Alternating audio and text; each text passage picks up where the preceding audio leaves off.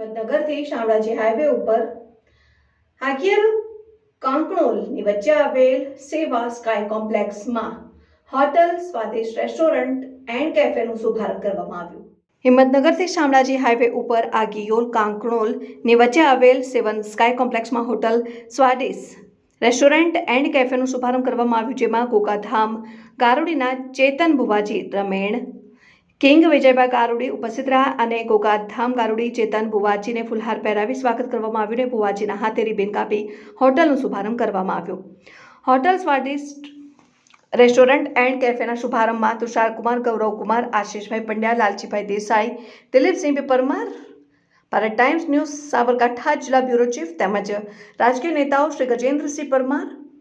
ધારાસભ્ય શ્રી પ્રાંતિજ વીડી ઝાલા સાહેબ, ધારાસભ્ય શ્રી હિંમતનગર ધવલસિંહ ઝાલા, ધારાસભ્ય શ્રી પાયલ અરવલ્લી, જિલ્લા ભાજપા પ્રમુખ ભીખાજી દુધાજી ઠાકોર, સાબર ડેરી ડિરેક્ટર ભૂકીભાઈ પટેલ, સમાજના મુખ્ય આગેવાન મેહુલસિંહ રાઠોડ, રાજકીય તેમજ સગા સંબંધી અને સગા સ્નેહી હાજર રહીને હોટલના ઓનરોને શુભેચ્છાઓ પાઠવી ઉત્તરોત્તર પ્રગતિ કરો એવી માતાજીના ચરણોમાં પ્રાર્થના કરી. આમ આવેલા મહેમાનોએ હોટલમાં બનતી જમવાની વસ્તુ જે પ્યોર શુદ્ધ અને સાત્વિક બને છે અને શુદ્ધ અને સાત્વિક ભોજનનો સ્વાદ પણ માણ્યો.